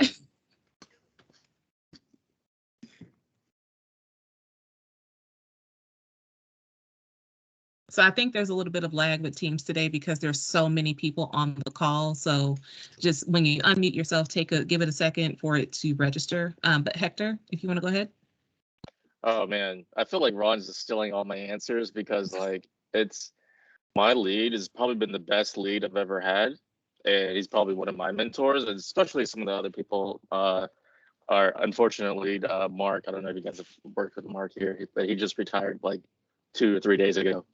And having those people to like look up to and see like how to actually be a proper engineer and like, take a step back, look at the problem, address it, say, no, we're not doing that. They use other flavorful language when we're on the recording and, and then move forward. But, and there's plenty of like resources as well that they've given me to like, read upon, which, generally on Fridays, I try to do that. So I don't know if anybody has told you guys this, but at least at Mojang, and it's kind of at Xbox. I don't know if Ron does this, but there's like no meeting Fridays or focus time. And so that's when I get all my like mentorship and like career development stuff going down. And that's what's, helped me so far and landed my next interview actually, which is next week. Cool. Well, good luck. Timothy? All right. I think we are saying the same thing. I'm going to just say it in my way. So for me, when I joined Microsoft, I decided to find mentors, and I was very intentional. I tried to find people that have moved along this path for like 5, 10, 15 years of experience, and then I was able to reach out to them, and then they were able to like give me, okay, this is what you need to do to be a successful technical program manager, both in Microsoft and even in the world today. And I try to follow all they said to me, and I see that that has been so helpful to me for my growth path. Because they've been there, and they are still there. They're still a professional today, and I see that as super helpful for my growth. And I also see that I see people reaching out to me from LinkedIn, different people asking me questions. And when I give them the same thing that I am trying to do today, they come back and say, oh, that was super helpful. So I think having mentors is super helpful. It's just like you riding on people's back that have gone along those paths before. Yeah. Thank you. So obviously on this call, we all look alike. But in your experience, what are some of the misconceptions people have when they think of the typical person who works in gaming? I'll start. Most people think of when they see a gamer or a game developer, it's grandma's boy, white guy, t-shirt and shorts. And that is, it's mostly the case. And I would say like the last, I don't know, 2 or 3 years, it's been changing to women, to Black people, Boricua, pretty much anything and everything in between. And so my last team had myself, and I want to say like 3 or 4 other Black people, which like blew my mind because like, like it's talking about, music and movies and all this other stuff. And like, you just don't get that same experience. And even here, I mean, I'm at Blacks at Xbox and Latinx at Xbox, and you just get a whole wealth of just different perspective. And I think Ron also talked about this too, is having like a majority women leadership team. It just blows my mind just to see like the diversity and like having these different people having different sets of views and come from different places, and it's just great. Cool. Well, I see that Helen was able to jump on and join us. If you want to briefly introduce yourself and your role here at Xbox, and then I will toss it to you for the next question. What are some of the misconceptions people have when they think of a typical person who works in gaming? Hello. So, hi, everyone. So, my name is Helene Brown, and I would consider myself someone who's a highly innovative and accomplished business intelligence developer. And I enjoy turning data into strategic stories to help answer and solve business problems. So, with my technical skills I've developed over the years, I've been able to leverage it with excellent leadership, dynamic communication, and motivating presentation skills, which I've used to define and implement strategies to drive business transformations. I'm very passionate about metrics and top performing applications, and I have a desire to maximize the efficiency of any existing systems to optimize its performance to the fullest. I would consider myself self-motivated. I am currently on the Minecraft team, which is Mojang Studios, and I work as a business programmer. And what I do is I ensure that I work with the consumer products team to ensure that our data is loaded from our royalty statements, creating reports for our business teams, and also ensure that the data is we create reports to be able to make great business decisions. So that's what my role has been at Xbox and in Minecraft specifically. And the question you asked, what was the question, please? What are some of the misconceptions people have when they think of a typical person who works in gaming? I think one of the misconceptions of someone that works in gaming would be, I think they think that they are very techie. If I tell you that I I work in the gaming industry, but I'm not a big gamer. It's something that I'm learning over time, and everyone is so welcoming. We have like days where people that don't know how to play like Minecraft or anything, we meet together and then we watch other people play and you can join in and at your comfort level and no one judges you. So you don't really have to be a gamer, basically. You don't have to be a technical person. You are able to learn and then also use your skills and just develop it as the time goes. Cool. Thank you. So now that we have 5 panelists, I am going to push these questions around and make sure we have time for Q&A. So I'm going to jump to the next question, starting with Corey. Where do you see the future of gaming in 5 years, and how will new hires to the industry contribute to the evolution of gaming? Sure. So personal opinion only, not representative of Microsoft, et cetera, et cetera, et cetera. I see in sort of the next 5 years of gaming or so, the kind of next monetary model is going to make itself a little bit more clear.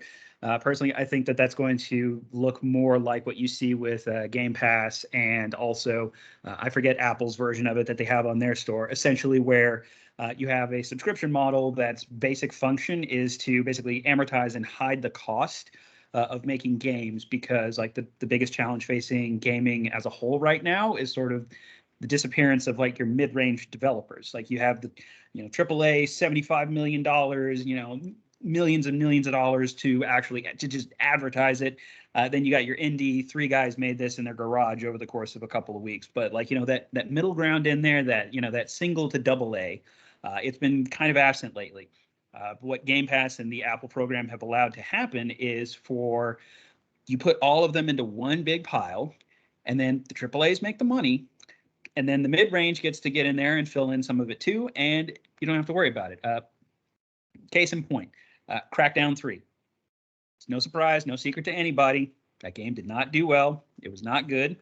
But I'll tell you, like, as someone who was on the inside when that happened, when it happened, the team moved on. They moved on to different projects. Nobody was fired. No one was let go. Just quietly slipped out. I think you're going to see more of that from more companies, from Sony, from Nintendo, probably from Steam, Epic Game Store, like everybody else. Like, to me, that's the next big thing, and definitely not NFTs or that whole thing. So, all right, so y'all heard it. Corey said buy stock. He gave y'all straight up. No, he didn't. Ron is going to have us out here getting sued. But I want to throw it over to you, Ron. Same question. Just given that your role specifically is a little bit different and niche in the industry. Indeed. While I think Corey is spot on in the way that people are going to interact with games, and that the idea of just like not being necessarily tied to these blockbuster stories is going to start to be bigger and bigger, and Game Pass definitely being on the forefront of that in a lot of ways. But for my taste, I think one of the big changes that's going to come in the next couple of years is the type of stories being told. And I think that there is a big push that like, bro, you can't do a game that has a brown-haired white dude shooting everything with impunity anymore and think that that's just gonna just make it rain. People have played that game 1,000,006 times. You know, we've played Watchdog, we've played Uncharted, and here's the thing: these can be fantastic gaming experiences, but you beat anything long enough and people gonna want something else. And so the different kinds of stories that people are telling is changing. And one thing that I say about stories is that you cannot tell a story that you don't know. And so stories around people from marginalized communities, people of color, women, transgender people, non-binary, like people are going to want to start hearing those stories because they're new and exciting and fascinating. And so being able to share that story and being able to contribute to those stories and having those experiences, people want folks that have that on their teams. And I think that that's going to be good for everybody on this call in some way, shape, or form if you're trying to get into gaming. Timothy, same question. All right. So I think the future of gaming is very exciting. I mean, right now, the gaming industry is about $200 billion, if not more. And we have over 2 billion active players today, and it's growing. The industry is very exciting. Sorry, I'm on data side, so I'm big on data. I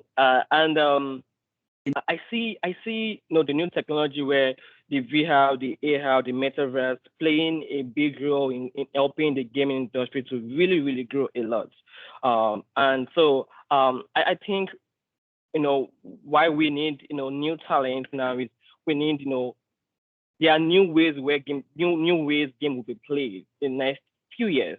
So we need new talent, we need new ideas, new creativity, and we need everyone to be part of it. We need diversity also. We don't want to develop games the way we used to, years ago. So we're trying to change all of that. So I feel like the talents coming in today are going to help us, increase our depth, help with diversity, and ensure that we catch up with creativity that we need to keep the gaming industry growing at the pace it is currently growing. Thank you. I'm going to move on to the next question, and I would like for Helene to answer this first. What excites you the most about gaming? I think that when it comes to gaming, I work with Minecraft, and our goal is to build a better world through the power of play. And so what that means to me is that is one thing that excites me about gaming, is that at least we are trying to be inclusive in everything we do. We're trying to make sure that everybody's immersive. We're trying to make sure everyone's represented. We're trying to make sure that it's creative, it's exciting, impactful. We're doing that through so many ways right now. And so what excites me a lot about right now when it comes to gaming is how we're actually using gaming in our educational system. Minecraft has Minecraft's education, where they go into schools, build stuff, and then challenge the kids to be able to build worlds, to be able to impact the nation, basically. So that's one thing that excites me about gaming, is how we're using it to be a positive impact in our society and allow our kids to be able to grow, to be able to be creative, to be inclusive, to be impactful. And so that's one thing that I really enjoy and I'm very proud of. Thank you. Hector, same question. Yeah, what was the question? I forgot. What excites you the most about gaming? Oh, right, yeah. See, I was totally paying attention. So, it's funny. I was thinking about just a few years ago, we stopped using disc. We used to actually go to a store, get in your car, go to a store, buy a game, come all the way back, put it in, and now we have online gaming where yesterday I just bought a game for $20 and it's right there, or have the Game Pass. And so When I think of 5 years from now, I don't even know. But like, yeah, I'm glad Ron's doing my animations for me. I was thinking like, it's not about like finding the engineers. It's not really about finding the artists because everybody's there. Everybody can. I mean, even the people on this call, you guys can go and start a group and make a game, right? I think it's really going to be about content and content about what kind of game you want to make, who the characters are going to be, and then putting that on the platform. So that's where I see that in like more episodic games. So like continuous, like getting a game out and then having seasons or episodes, just like a movie or TV. Because as the pandemic has shown us, you can only see Ted Lasso so many times before it gets old. Or whatever other TV show, the Tiger one. I never watched it. But Tiger yeah, King, and you did yourself a there favor. it is. Yeah. So last question, and I think that a lot of our guests in the chat have asked this in a roundabout way, and it is something that I would like all 5 of our panelists to take their time answering. Since you were all participants in last year's HBCU Connect event, what advice would you give attendees today on how to prepare for potential interviews? And we'll start with Corey. I would say just kind of the biggest thing, and I know other people have said this throughout the entire presentation, from keynotes to answering other questions. The most important thing is you can just be yourself. Don't worry about the person you think that they want to see or want to interview. Like Microsoft, we're trying to bring in a lot of people, and the entire point of this is to bring in a diverse array of people, gamers, non-gamers, people who are gamers who don't even know about it, like all sorts of types. Just be you, be who you are, show your passion, the things that you love, and what you bring to the table. Even if you think that might not be what they want to see, trust me, someone here can make use of that. Perfect. Timothy, same question. All right. So I'm gonna try and say something different. I think be yourself is like the biggest thing. Just be yourself. Come the way you are, because being true to yourself and being who you are is just so important. And that's thing I want to add here is be agile. From the PM style, be agile. Be ready to learn, unlearn, relearn, and keep that cycle going. That is so very important because the industry is changing and is growing, and things will keep changing. So if you're ready to be agile, I think you'll be successful. And that's thing I want to mention is always ask questions. Be sure that you're actually answering the right questions. So if you go to an interview and then they ask you a question and you're not even sure, take your time to make sure you ask the right questions and answer the question. And if you don't know it, just be true. I don't know it. That alone is the honesty there is so important. You don't have to fake it or try to just, I don't know it, but this is what I know, or I have no idea about it. Just come the way you are and be true to yourself. One last thing I would say is also be ready. Get your resume ready. Make sure that your resume is speaking to the role you're applying for.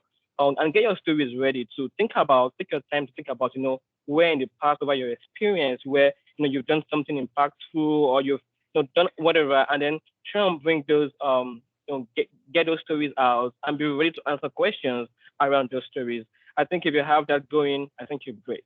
Thank you. Hector? So I have 5 things. The first one is do mock interviews. Find somebody on LinkedIn, your friends, your mom, brother, sister, whatever, and just go through interviews, because it's just going to make you better when you actually hit the one that you really want to get. For our engineers, this is really for anybody, use the STAR method, which is situation, task, action, and results. You can look it up online. I'm not going to go through the whole thing, but use that when they say, here's a problem, here's a situation, and give me more information, so you don't start rambling and going 30 minutes into your answer and you're like, wait, what's the question again? And so find example questions. This is my third thing. Find example questions online and practice them. What was the hardest thing that you've ever done before? Have you ever fired somebody? Have you ever had someone, let somebody go? And have those questions in your mind. So when you're actually going to the interview, you don't have to like go and sit there and think about, well, at that last job, I kind of did, you should already have that kind of information already locked and loaded. Ron already touched on this, but apply. Even if you don't think you have the degree or you don't have the skill sets or whatever, just apply. I mean, what's the worst that's gonna happen? They're gonna say no, but you don't know if they're gonna say no, right? So, and I applied. Like my mom always said, always apply to a job, because trying to get a job is always a job, something like that. And it always takes work, and you have to put in the work yourself. And then the last thing, remember the question that the interviewer asked. Because there's been plenty of time. So quick little side rant. When I did one of these Full Sail alumni events, and they had the tech director of a studio that I won't name on recording, and he did a mock interview with me, and he asked me one question. 10 minutes later, he was like, "What's that question I asked you?" And so remember the question that the interviewer asked. Ron, I know you did not come through this program per se, but you have interviewed with Xbox. So what advice would you give the attendees? It would be to be easy on yourself. You have to remember that this is as much an interview for the company, for you, as it is you for them. It's a symbiotic relationship. The things that that Xbox does for me, like keeping the lights on and stuff, is fantastic. But I also bring a thing to the table, and it is okay to remember that. And then honestly, it gives me some kind of comfort when I go into an interview. Like, obviously, I was promising enough to be in this room. So there's something there. I need to know what it is, and I need to be able to lean on it. But it exists. It just by the virtue of you have an interview, it exists. Be easy on yourself. Lean into your strengths, and know that whether it works out or not, an interview is not a reflection of who you are. It might be a mismatch between you and the place that you were hoping to work, but a rejection is not a reflection of who you are. And that was something that took a long time for me to swallow, because I would take it personally. There are a number of reasons why you might be rejected for a job, and none of them might have anything to do with your skill set. Don't let that deter you. Know that every interview that you get is a testament to what you have going on. And remember to lean into that. Don't lose that. Perfect. And finishing up with Helene.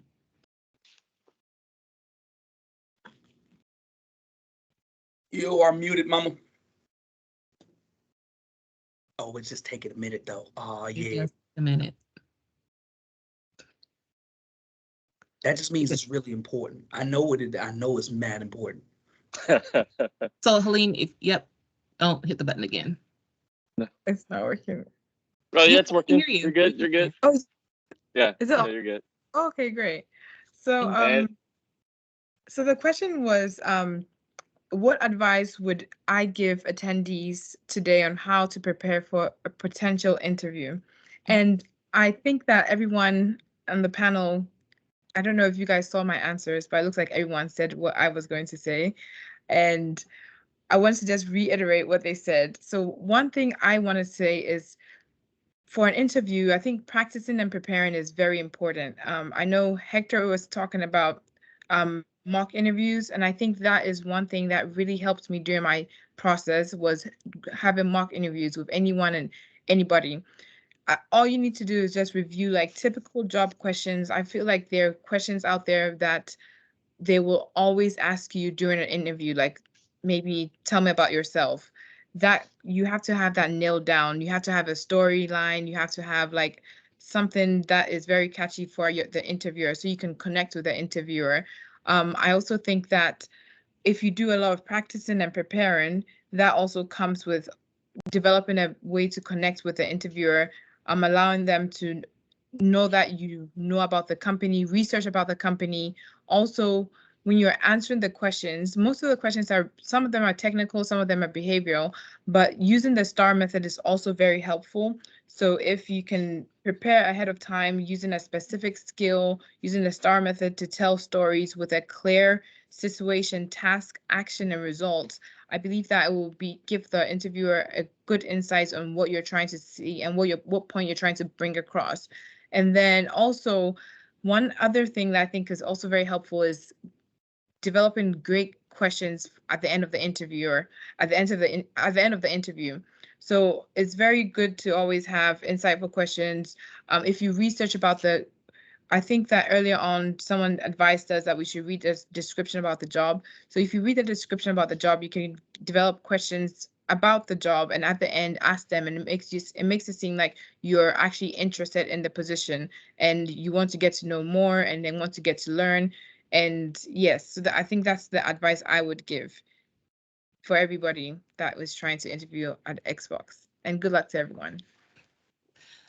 Thank you so much for that. So one more question, Brian Alford, I'm not sure if you want to come on off of mute and ask the question to the panelists. Brian is one of our recruiters working late tonight in Atlanta.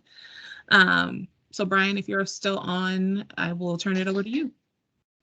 Yeah, just kind of wanted to, this is more for the audience. Prep for your interviews. Understand that each company interviews differently. At Microsoft, we touch on our 6 core competencies.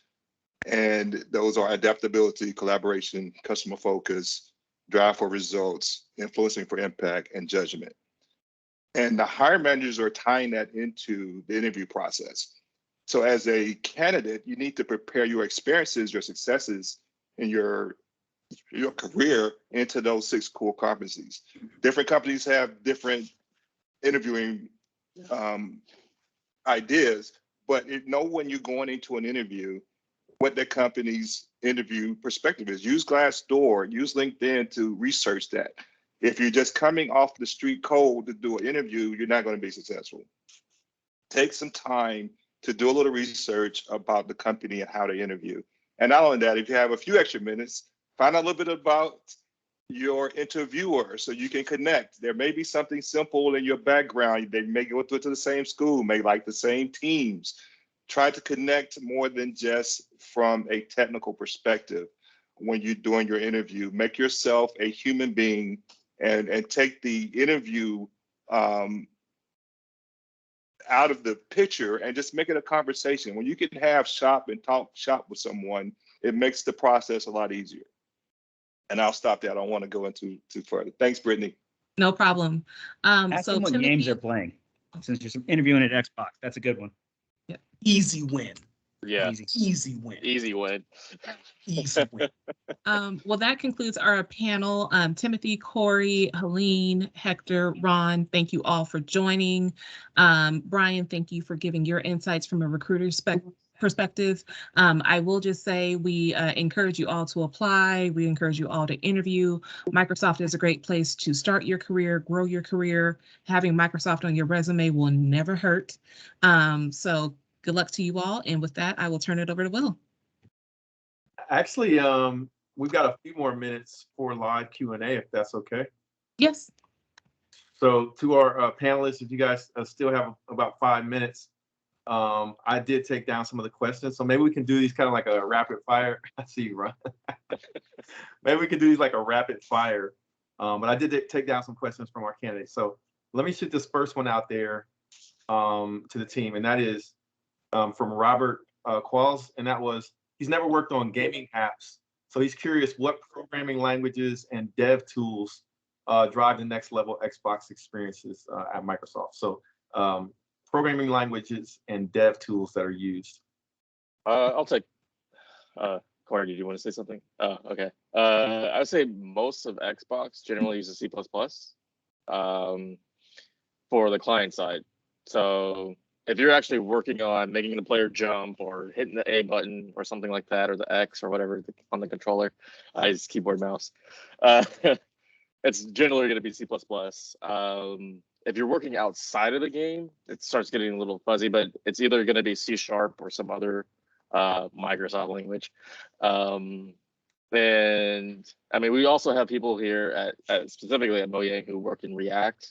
So I don't really, if you know how to write code or you know how to solve a problem, the language part can come later. Like you can get the on-the-job learning and training. Like I don't know Unreal, but if I really wanted to learn, I could go move to the other Mojang team and learn Unreal. So I would worry less about that and trying to crack the actual interview, because the interview is going to be in whatever language you feel most comfortable in, because your interviewer is going to understand, not really the syntax. I mean, sometimes if it's a harder language, but they'll see what you're trying to do. Excellent. So this is another rapid fire question for everyone, including Britney. Just quickly, how did you get your foot in the door at Microsoft? Whether you were a university hire or industry hire, and if you were industry hire, did you just apply, or was there a connection? So rapid fire, Britney. I'll go ahead and take this one. So when I tell people I work in gaming or I work in tech, I always have to follow up with, I work in tech, but I am not technical. So my background is in program management. I work for, if you're familiar with the Seattle area, T-Mobile is headquartered here, just like Microsoft is. So I was with T-Mobile for 8 years. And I actually wanted to pivot more towards diversity and inclusion and creating equity in the tech space. And so I went from being a program manager in customer care at T-Mobile to being a talent pipeline program manager, a recruiting program manager at Microsoft. So I went in and got some certifications in diversity and inclusion. I was doing a lot of ERG work at T-Mobile. I chartered a couple of groups at T-Mobile focused around ERGs and mentorship. And then I just applied. I updated my resume. I made sure that all of that experience that I had with diversity and inclusion in ERGs was first on my resume, so that's what people read, because that is what was applicable to the role that I was applying for. And then all of my program management skills followed after that. So even though I wasn't in the recruiting space or the talent management space, I did have all of my applicable skills posted first. And then you could see that I was a seasoned program manager. And I just applied, and I got hit up by the manager 3 weeks later. And then, yeah, I've been with Microsoft about 6 months. There it is. Timothy, how did you get your foot in the door at Microsoft and then Xbox? I think I've been applying during the pandemic. I wanted to move to gaming industry, so I've been applying, and then I saw this HBCU Xbox Connect meeting. So I also applied through there, and then GC Parks reached out to me like the next day and say, "Hey, we like your resume, we want to talk to you," and that was it. And then it went from there. 3 months down the line, I have a job. Yeah. Awesome. Aline, how did you get your?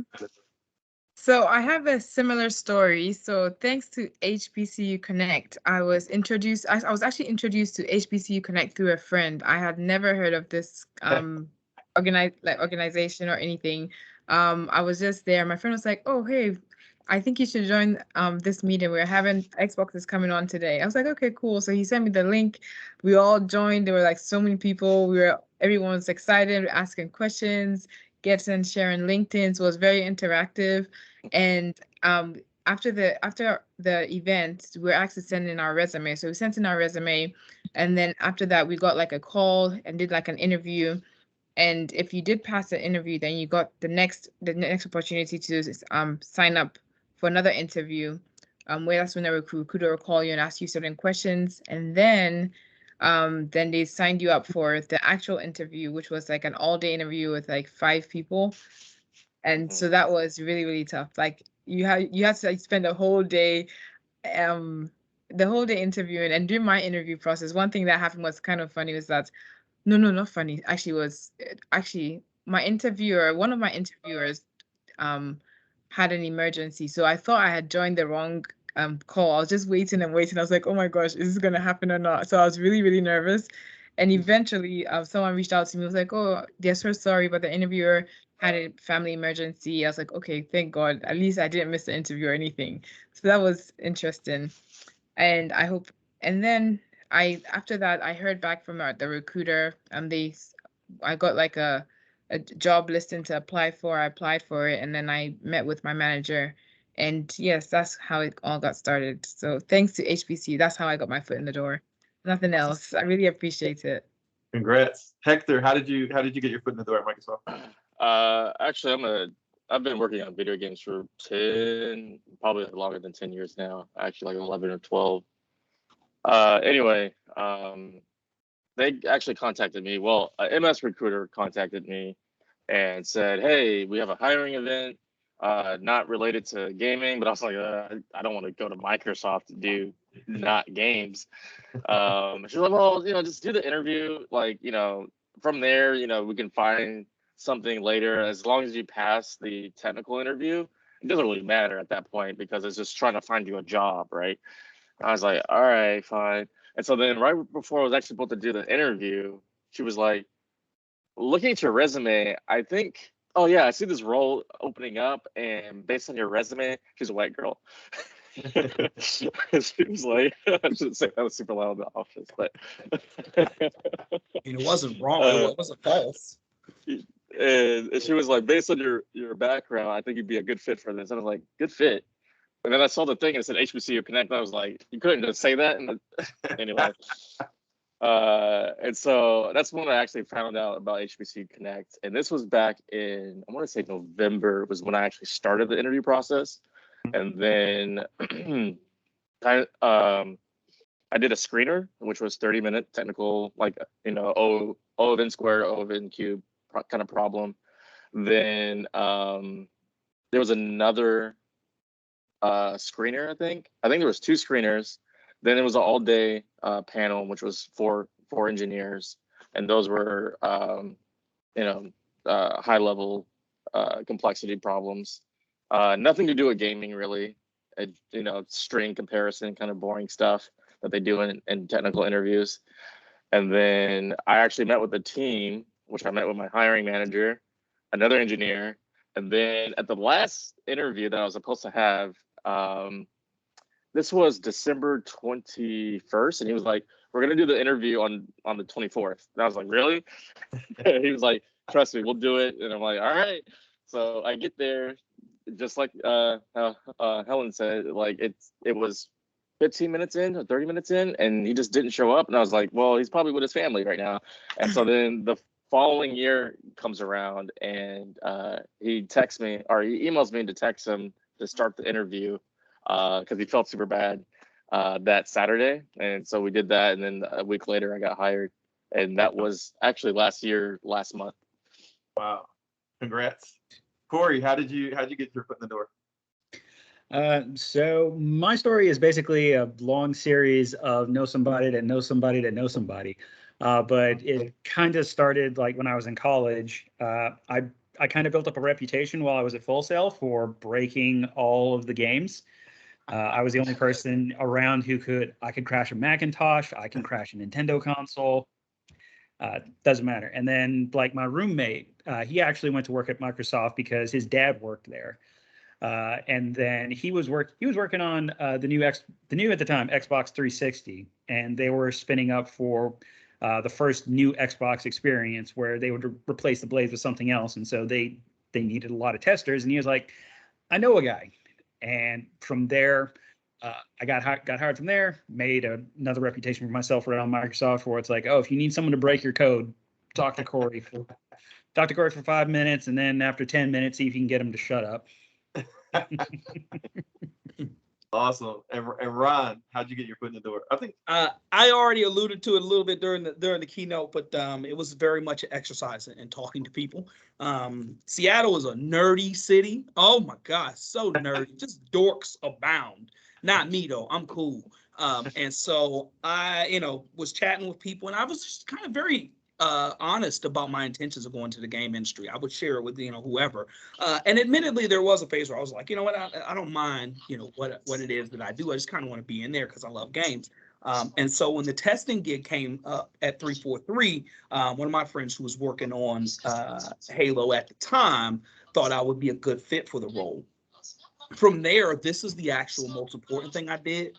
I talk to people. I'm in the building with y'all. I'm making these connections. Why can't I share that, like, I want to work here. I would like to do stuff involving XYZ. And so being very honest about it and just kind of being myself was a big help in all of it. And so just that idea of networking, that idea of talking to people, that idea of like being able to share what your goals are, even if they are changing, is really, really big for me. And I just wanted to touch on one thing that Ron said earlier. Yes, Seattle is lily white, but we are out here. I'm a Seattle native. There's a community. So if you get hired at Microsoft and you end up relocating, you will not be alone. We're out here. I probably should have prefaced that we out here, and then more. Sometimes you see us out in the wild, and it's scary. Oh, thank you, black dude, in Safeway. That's what's up. But yes, that is a growing contingent, and remember that if nothing changes, then nothing changes. If everybody who gets out here decides to duck out somewhere else, then situation stays the same. So I'm kind of holding ground because I'm having a good time, and I'm meeting dope folks like these lovely people. And it's been a good ride. So good call out, Brittany. I see you in the streets. I see you. I was actually that was going to be my final question. Just quickly, if everyone could just mention where they work from and where their team works from. Because one of the big questions that came in was around, are there any remote opportunities for devs? And then after that, we'll wrap up with next steps for our campaign. Yep, I'm on mute. So I'll say this because I am on the recruiting side, talent management and pipeline. So I am a Seattle native. I work from home, even though I could go into the office. I don't because I don't have to. And that has been proven for the last 2.5 years. Most of our jobs can be done sitting in the house. And my studio that I work for made $1 billion with everybody sitting in the house. With that said, there is advantages given what your role is to being face-to-face with people. There are going to be times where you want to get in a room and have a whiteboarding session. There are going to be times where you just want to meet people. And so I would generally say most hiring managers are open to people being remote. One manager that I met with the other day was open to somebody living in San Francisco, but the expectation is that they fly up to Seattle at least once a month. And that's a quick 1.5 hour, 2 hour flight. So it does depend on the manager, but I would say generally, most managers are starting to recognize that if they are not flexible enough to letting people work remotely, or at least from home, they're going to lose out on a lot of qualified candidates. So I just want to throw that out there. Awesome. Timothy, where are you located in your team? Well, my team is currently in Seattle, but right now I'm in Portland, Oregon. So I've been working from home. I've never met any of my colleagues so far. But just like you said, right? I'm open to moving to Seattle. I think every manager is like having this discussion right now with us, and you're allowed to stay remote. You could do a hybrid. You can come in person. Depends on whatever works best for you. Is what Microsoft is preaching right now. So I feel like if you want remote positions, you will get some here in Microsoft. If you want hybrid, you will get some. If you want to go fully every day, you will get some. It's just to whatever works best for you. We are kind of very open to make sure we're big with your work-life balance. We are so big on that in Microsoft. So we preach that, and we don't just preach it. We actually act on it. So yeah. Awesome. Helene, where are you located and where's your team? So I'm located in Texas, and my team is in Seattle and in Los Angeles. So, but I was supposed to have moved to Seattle. I signed up to move to Seattle last year when I got the job. And because of COVID, we haven't been able to go into the office. So as Timothy said, we are actually now having conversations with our managers and trying to find out what works best for our team. And so right now we're thinking of a hybrid method where you go in 2 days in, or you can also decide, you have the choice to be able to decide if you want to also stay in your state you're living in, or just come in once a month, or maybe maybe once every 2 months to come and meet with your team members. So it's an open discussion right now. We haven't really finalized anything yet, but our managers are flexible, our directors are very understanding, and everybody's open to making sure that you are comfortable to be able to do the job you're supposed to do. Awesome. Hector, where are you located in your team? I guess the same. I'm technically in Redmond, but yeah, I guess you would say Seattle for people who are not, from here. And it's kind of the same thing. I joined actually in Colorado. Well, I lived in LA and then I moved to Colorado, and that was a whole ordeal during a pandemic. And then from when I got hired at MS, then I came here when my lease was up. So I was like, I'm not going to pay another year over there. So, but the funny thing is because of this whole, the whole pandemic has really changed everybody, every company. And so I told my manager, I kind of want to go back to LA. So what are you going to do about it? And I mean, it's just having an honest conversation. And especially for people who are just starting their interview process, just be upfront. Like, do you want to move up there? Do you want to do some hybrid situation where you go up there every so often, or do you just want to stay home, go back home? You know what I mean? We've had people move like so far away. My manager said I have to stay in the continent of the United States because I was thinking about moving to the studio over in Athens. Nice. So, Corey, where are you located in your team? I'm in one of several cities that we call Seattle. Yep. The Renton one. Okay. I work in the Redmond, Seattle area, but half of my team, we're the certification team.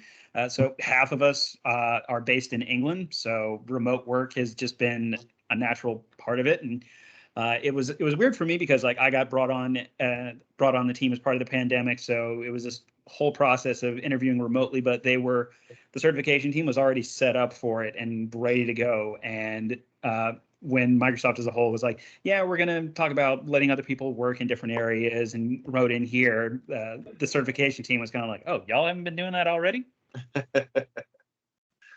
Cool. And Ron, last but not least. I am also in one of them cities that is also called Seattle, but not really. I've been out here for a couple of years now, so like my decision to be out here was not pandemic, dependent. But the fact is, I enjoy the area. I've been out here, and the vast majority of my team is here. But what we're seeing is that people are really trying to lean into the hybrid work environment. Now is the time to be having those conversations, especially if you're in interviews, saying, hey, look, this is something that I want. And if you want me to be a part of your team, this is something that I want you to consider. It might not necessarily shake out the way you want it to, but I am seeing some very weird and wild situations get approved because everybody's offering something. Every tech company this side of the Mississippi is offering some kind of hybrid setup. And so if we don't stay competitive, that is going to be very, very bad for business. So pie in the sky, baby, asking and you might receive. I'm pretty sure that's what it says in the Bible. Asking you might receive. So I wanted to get those questions in before we ended the event, but also I wanted to thank the Xbox team for taking the time out to share your experiences. Britney for moderating, Ron for being one of our keynotes, Sierra for being one of our keynotes, and to all of our panelists, Timothy, Colleen, Hector, Corey, thank you so much. And to all of our candidates, without you all coming to these events, this would not be possible. But as you can see, you are within great company, and that you have a great opportunity in front of you. So with that, let me talk about next steps briefly. They're fairly simple, at least for our first next step, and that is make sure we have your latest resume. You can send it to us through our website by going to hbcuconnect.com/Xbox. Fill out that form, submit your resume. I'm going to share your resumes with Jesse Sparks, who's our sort of our liaison and manager for our relationship with the technical teams there at Microsoft. Then those resumes will be reviewed, and then folks will be invited in for tech screens. And when I say invited in, that could be virtual or phone call, right?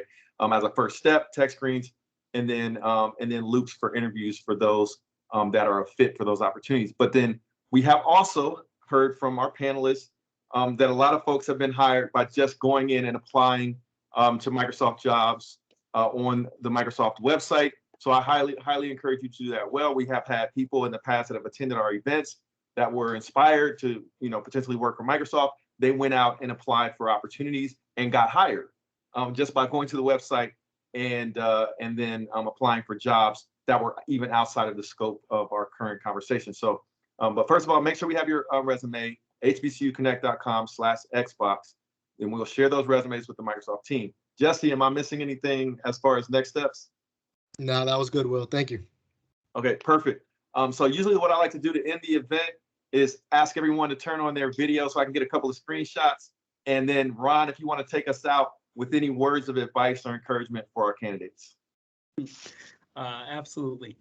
First off, I really want to thank everyone for taking their time here. Truly, the only thing that we ever really have completely is time. And so every bit of it that we put to somewhere says something about what it is that we want to do.